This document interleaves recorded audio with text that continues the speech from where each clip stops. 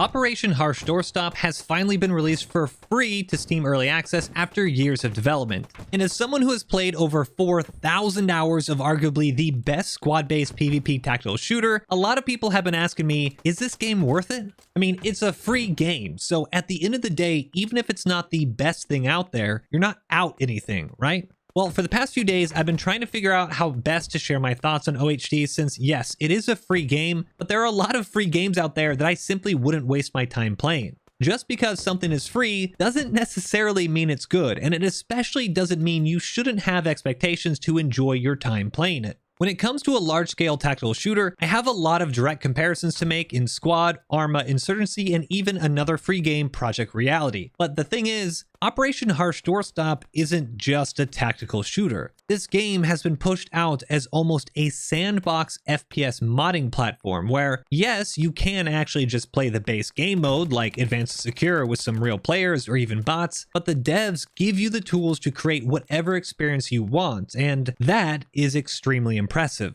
The devs actively encourage you to make the game into whatever experience you want, and they have plans in the future of how to actually have these creators make money in terms of community support or more development. It's a really interesting thought process and a completely unique way of developing a game. And Blue Drake had released a video right before the OHD launch showcasing, for example, fully modeled helicopters that community modders had already been working on for months. This is a random YouTube video that I found on the internet of somebody who downloaded our modding SDK and has created this.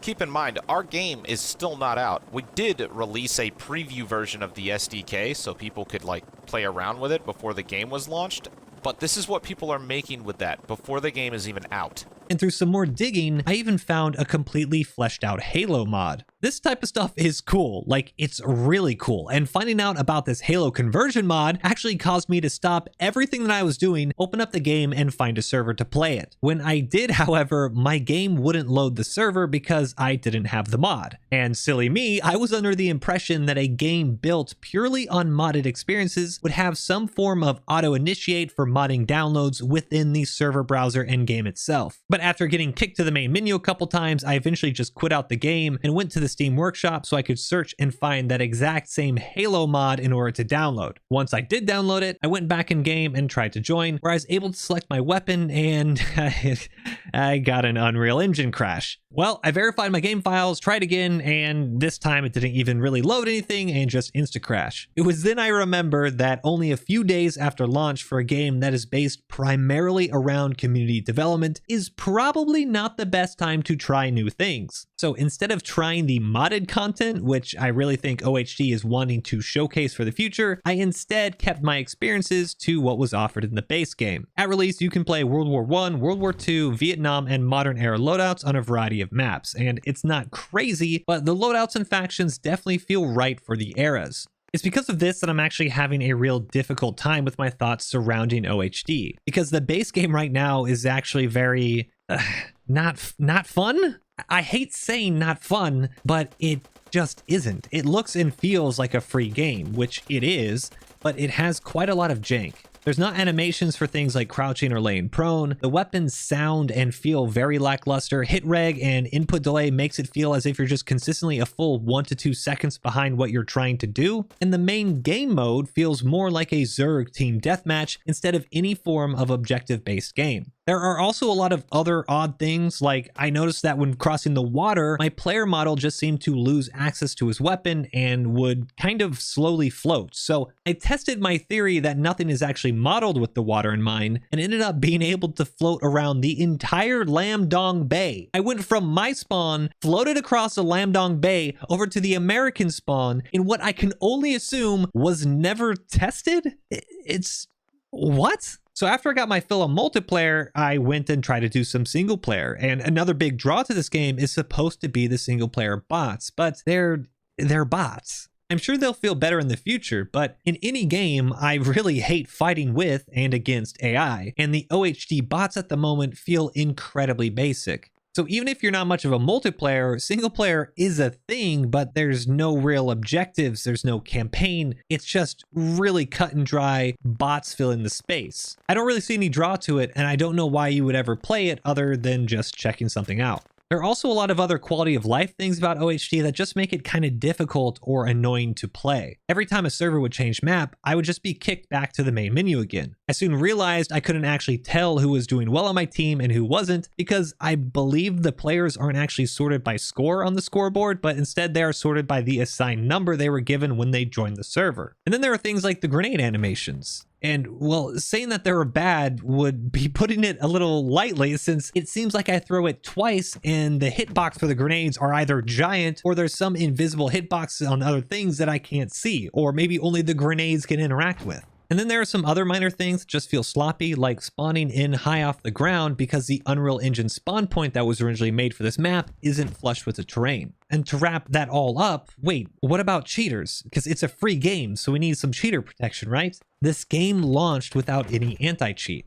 Hey, just was wondering, is this an out-of-season April Fool's joke? The OHD devs released a blog post saying how to deal with cheaters at launch, to which I highlighted and tweeted out this paragraph. Operation Harsh Doorstop is a completely open game. While this comes with many drawbacks, it also opens up the ability for servers to self-innovate and create solutions that truly set themselves apart. While default anti-cheat measures applied to the entire game are definitely helpful, creating or hiring someone to create your own anti-cheat systems for your own server can greatly improve the experience of your players. Additionally, if each individual server owner creates their own unique custom anti-cheat scripts, this will likely confuse cheaters that utilize more standardized cheat engines, as their cheat engine will not work unanimously across all servers. Basically, if a server is teleporting to the other side of the map, it won't be difficult to write a script that simply automatically bans users that are detected performing extremely impossible maneuvers. Essentially, they're saying, if you don't want cheaters, do it yourself. And as someone who owns squad servers and runs one of the largest squad communities, with our servers frequently in the top 10 and almost always fully populated, this was a really big shock to see. If I want to have a base level of anti-cheat protection, I now need to do it myself?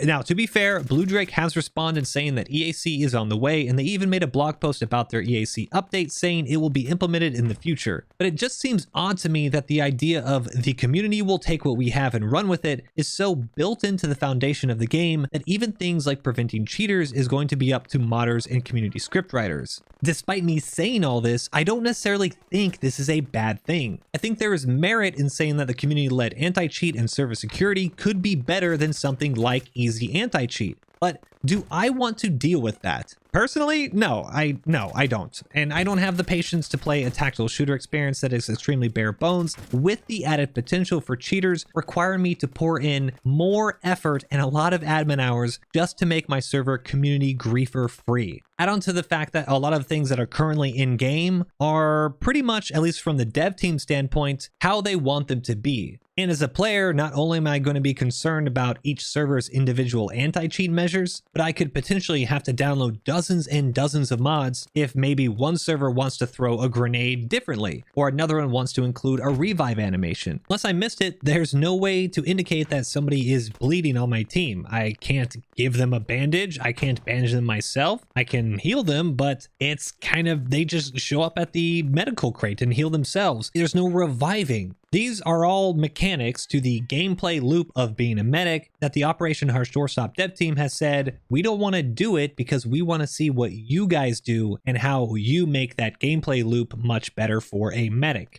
That is, at this point, how I have intentionally structured the game to be. If there are details missing or things that have not been implemented yet, it's not because I don't know you all don't want them.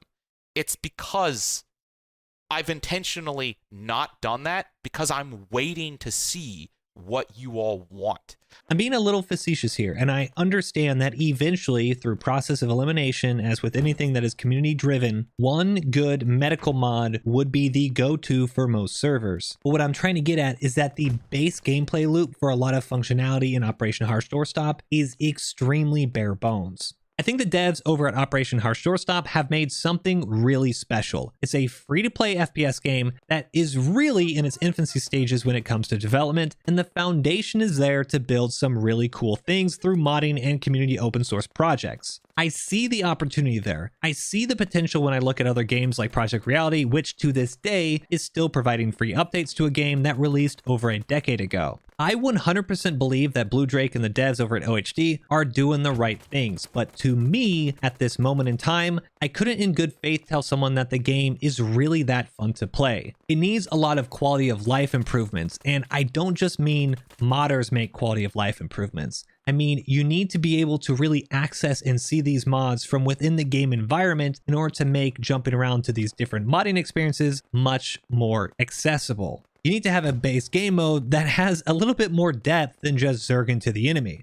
There needs to be fixes for things like input delay and hit reg issues, as well as things like water physics need to be properly implemented to prevent griefers, and that really cannot be up to the community to fix. If you are extremely strapped for cash and want to play some form of shooter game, yes, I guess you could play this, but it's incredibly shallow and will get boring very quickly. There are games like Project Reality, which have way more content for you and are free if you want large-scale tactical shooters with teamwork and vehicles, or even things like Enlisted, which is also free if you want another type of smaller squad-based game with plenty of bots and AI to make it seem incredibly large-scaled and chaotic. My personal opinion is that Operation Harsh Doorstop is a huge wait and see for me. There is so much potential here with modding, and I wouldn't be surprised if in a year or so we have some really fleshed out game modes and mods that completely overhaul the current gameplay loop into something much more fun. But just because a game is free doesn't mean I have to enjoy playing it, and that is unfortunately the case for me right now with OHD. I have no intention to get in an OHD server anytime soon, and I value my gaming time a bit more than what is currently offered. But I am going to make sure I am 100% keeping up to date with the modding communities for this game, because the moment something that releases catches my eye, you bet I'm going to jump in and check it out. At the end of the day, Operation Harsh Doorstop should not be called a tactical shooter. I think it has the sandbox potential to create a tactical shooter, but it is very much not that right now. What people need to understand is that Operation Harsh Doorstop is a platform that is more than likely going to exist past all the games like Squad, Arma, Project Reality, whatever we have out there right now. Operation Harsh Doorstop doesn't really have a time frame for when it can stop existing, because the community is going to keep building and iterating and improving year after year after year. In 10 years, we could be looking at Squad 2 or Arma 8, maybe Insurgency Sandstorm 3.0, but Operation Harsh Doorstop is still going to be Operation Harsh Doorstop, just with maybe a modding community that is completely fleshed out with some really unique and good experiences. But until that happens, I'm going to keep this one on the back burner. But what do you guys think? Have you been following along Operation Harsh Doorstop? Do you like what the game is currently, or are you kind of like me where you see the potential but really have no reason to dive in just yet? Let me know your thoughts down in the comments below, and if you liked the video, give it a thumbs up and subscribe for more. But that's it for me. Until next time, peace.